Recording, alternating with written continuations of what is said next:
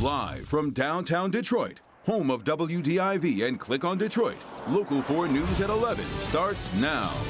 In the house.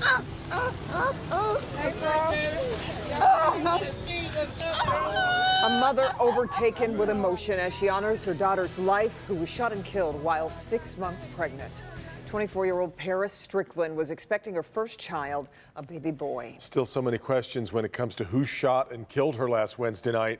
Larry Spruill live at the Rosa Parks Terminal Station downtown, where her colleagues have been remembering her this evening. Larry. Devin and Kimberly, family and friends of 24-year-old Paris Strickland tell me her smile could light up anybody's day, but her life was cut short just last week. She was a driver for the choice buses right over here, and the riders tell me that they knew her personally. And tonight, If there ain't no room on the front, put it on the back. one by one, family and friends of 24-year-old Paris Strickland wrote messages of love on this street sign dedicated to their friend. Strickland was a Detroit City bus driver. 5511, I was 09. Family members tell me 24-year-old Paris Strickland was pregnant when someone shot and killed her November 26 while sitting in her car with her friend at the intersection of Finkel and Artesian around 7:30. Thursday night, they brought balloons with smiley faces on it in her memory.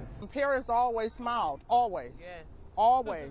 Didn't know nothing was wrong. Nothing but a smile. Close friend Athena Lowe Hollowell says she met Paris at 11 years old. I thank her for allowing me to be called her auntie and sharing her life with all of us.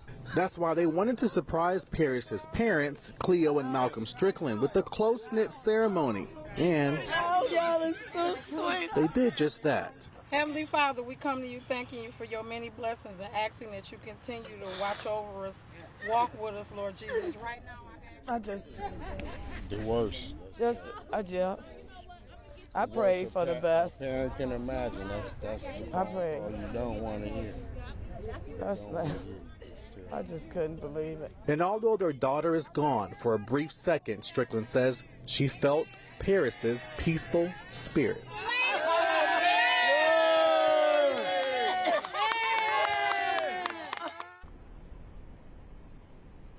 And I did speak with police tonight. They tell me they are still looking for a suspect. If you know anything about this case, you are asked to call police.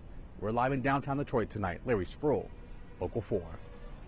Okay, Larry, now to breaking news that we're following out of Sterling Heights. A 22-year-old Waterford man is in critical condition at this hour after being hit by a vehicle on Van Dyke. Both directions of Van Dyke at Riverland Drive are currently closed, so we await more information on what's happened there. We'll keep you updated as that information becomes available to us. All right, well, after some sunshine earlier this afternoon, we've now got snow showers in the area for the night. And are these going to be an issue for us for the morning commute? I don't think so. I mean, they're showing up on radar, but they're not reaching the ground right now. And there's a chance that we may get through the night without having to deal with these things, as the air is still pretty dry down near the surface. So away from the radar site, which is centered there in Oakland County, the further that radar beam gets in the air, that's why it's picking up that moisture further out it goes. So right now, we have no reports of the snow actually reaching the ground. It's just all overcast skies out there, even in Port Huron, which saw a lot of that blue getting painted on radar. So we'll be watching this over the next few hours. But even if it does show up, it's not going to last long. It's going to be out of here by the time we wake up tomorrow morning. So it will be a dry commute. Temperatures on their way to the mid-30s by noon. Temperatures won't be the story. How about some emerging sunshine? And this one's going to last more than just a couple glimpses. We'll check that out. A dry weekend and some beautiful sunset pictures to show you on Storm Pins in just a few minutes, guys. 4 people dead tonight in South Florida when a high-speed chase involving a stolen UPS truck ends in a shootout on a busy highway during rush hour. 2 men robbed a jewelry store and then stole the UPS truck and kidnapped the driver. Both of those men were shot and killed when the chase ended in gunfire. That UPS driver and an innocent bystander were also killed, though investigators say it is still too early to determine exactly how they died. Well, tonight, parents got their first opportunity to meet with Detroit School Superintendent Nikolai Vitti since he proposed sweeping changes to the district. Priya Mann was inside tonight's meeting, and Priya, parents there were most concerned about potential school closures. Yeah, that's right, Kim. And the superintendent reassured parents that would not be the case. But some of these proposed changes, which include mergers and building upgrades, are costly. So this comes down to two things. How do you pay for it? And who's paying attention?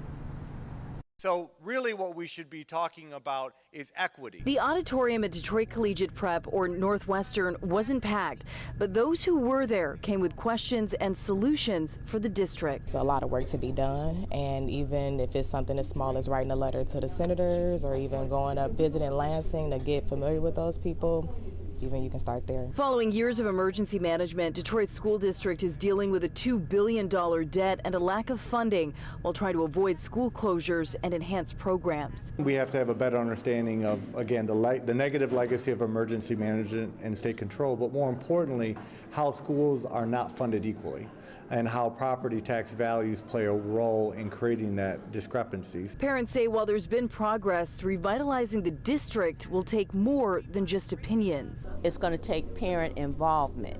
See, a lot of times we can complain about the district, but if we're not giving our input or being at the table, we need to be at the table to discuss the things and come together. These DPS grads went on to MSU. They were back in their city to see what current students are facing. I am who I am because of all the people that sacrificed and worked hard in DPS to make me Shelly P. And you want that to continue? I want that to continue. And you'll be a part of it? I will.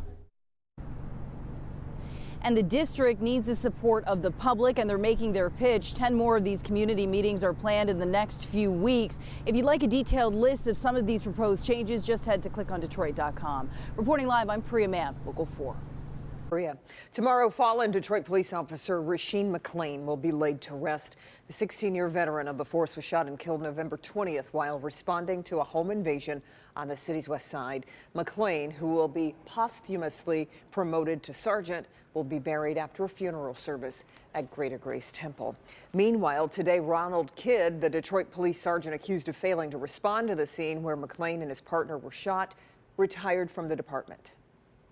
Unfortunately, Sergeant Kidd, on the night in question, suffered from an episode of post-traumatic stress disorder.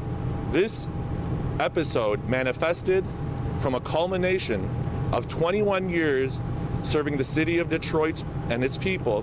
Before that, our country, as both in the United States Army and as a United States Marine. The announcement came just hours after Jawan Parks appeared before a judge. 28-year-old is charged in Officer McClain's death. His bond was denied. Police tonight looking for a man wanted in connection with a robbery in downtown Detroit, or an attempted robbery.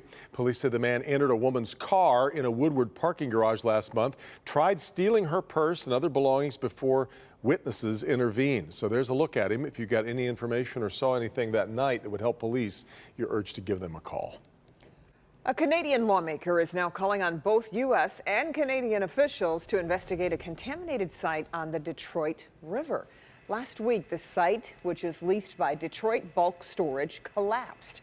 This is right next to historic Fort Wayne. The property is known as the Revere Copper Site and has been rated high for contamination because of its history as a munitions site for the Defense Department. State Senator Stephanie Chang, who represents Detroit, says the state is monitoring the situation very closely and says protecting our water is a critical priority. President Trump is visiting Michigan this holiday season. Tonight, his campaign announcing he's going to be holding what is called a Merry Christmas rally in Battle Creek. The event's going to be held at the Kellogg Arena, and that will be Wednesday, December 18th.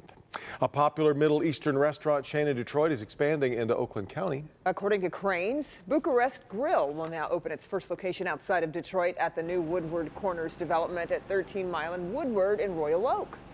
Other businesses there include Meyer and Wahlburgers. The new location will be carry-out only. Getting to be a busy corner, yeah. Still ahead, it's been record-breaking start to the holiday shopping season. Some Amazon shoppers, though, might have to wait a little longer than expected to get their packages. We'll have a look at what's causing delays coming up. We're sitting there, me and my husband are like shocked, like, no, that's not supposed to be in the box. A couple thought they were buying the perfect gift for a baby shower, but what ended up being inside the box left the entire room stunned.